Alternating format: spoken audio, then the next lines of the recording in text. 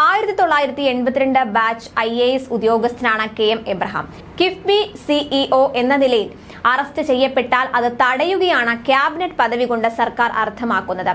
കിഫ്ബി വിവാദത്തിൽ എബ്രഹാമിനെതിരെ എപ്പോൾ വേണമെങ്കിലും നടപടി ഉണ്ടാവാം. ഇത് പ്രതിരോധിക്കാൻ ക്യാബിനറ്റ് റാങ്ക് അല്ലാതെ മറ്റൊരു വഴിയില്ല. മുഖ്യമന്ത്രിയുടെ മുൻ സെക്രട്ടറി M ശിവശങ്കറിനെ പോലെയല്ല KM എബ്രഹാം.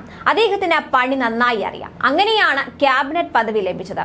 കേരള സർവകലാശാലയിൽ നിന്ന് സിവിൽ എഞ്ചിനീയറിംഗിൽ BTechും കാൺപൂർ IITയിൽ നിന്ന് MTechും നേടിയ ശേഷം അമേരിക്കയിലെ മിഷിഗൺ സർവകലാശാലയിൽ നിന്നാണ് അദ്ദേഹം ഡോക്ടറേറ്റ് നേടിയത്.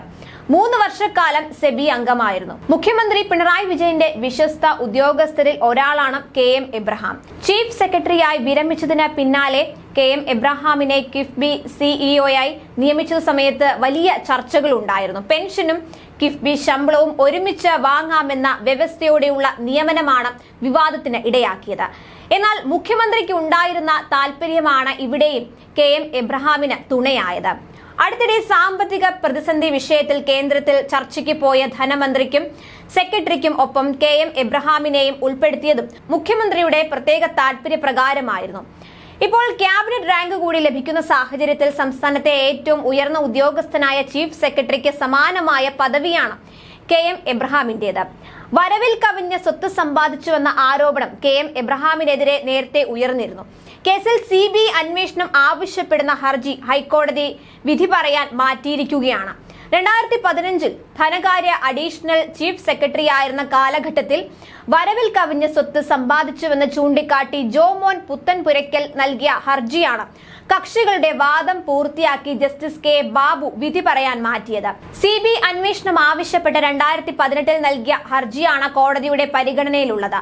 സ്വത്ത് സമ്പാദനം സംബന്ധിച്ച് KM എബ്രഹാമിനെതിരെ തിരുവനന്തപുരം വിജിലൻസ് കോടതിയിൽ കേസുണ്ട്. ഇതിനിടെയാണ് CBI അന്വേഷണം വേണമെന്നാവശ്യപ്പെട്ട ഹൈക്കോടതിയിൽ ഹർജി നൽകിയത്. ശമ്പളത്തേക്കാൾ കൂടുതൽ തുക എല്ലാ മാസവും ലോൺ അടയ്ക്കുന്നത് എങ്ങനെയെന്ന മറുപടി പറയാൻ KM എബ്രഹാമിനോട് ജസ്റ്റിസ് K ബാബു വാദത്തിനിടയിൽ ആവശ്യപ്പെട്ടു. കോളേജ് പ്രൊഫസർമാരായിരുന്ന അച്ഛന്റെയും അമ്മയുടെയും പെൻഷൻ കിട്ടുന്ന രൂപയുടെ സഹായത്താലാണ് ലോൺ അടച്ചു തന്റെ ജീവിതം കഴിച്ചുകൂട്ടി മുന്നോട്ട് നീക്കുന്നത് എന്ന് KM എബ്രഹാം കോടതിയിൽ പറഞ്ഞിരുന്നു. അതേസമയം KM എബ്രഹാമിന്റെ അച്ഛനും അമ്മയും വർഷങ്ങൾക്ക് മുൻപേ മരിച്ചുപോയിട്ടും അത് മറച്ചുവെച്ചിട്ടാണ് കോടതിയിൽ കള്ളം പറഞ്ഞത് എന്ന് ഹർജിക്കാരൻ വാദിച്ചു. മുംബൈ നഗരത്തിലുള്ള 3 കോടി വില വരുന്ന ഫ്ളാറ്റും 1 കോടി വിലയുള്ള തിരുവനന്തപുരം വഴുതക്കാടുള്ള മില്ലേനിയം അപ്പാർട്ട്മെന്റിന്റെ ലോണുമാണ് എല്ലാ മാസവും കൃത്യമായി അടയ്ക്കുന്നത്.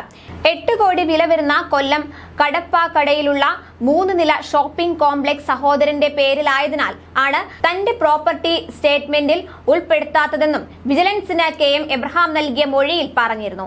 എന്നാൽ ഈ ഷോപ്പിംഗ് കോംപ്ലക്സിന്റെ ഓണർഷിപ്പ് KM എബ്രഹാമിന്റെ പേരിലാണ് എന്ന് തെളിയിക്കുന്ന ഓണർഷിപ്പ് സർട്ടിഫിക്കറ്റ് കൊല്ലം കോർപ്പറേഷനിൽ നിന്നും ഹർജിക്കാരൻ ഹൈക്കോടതിയിൽ ഹാജരാക്കി.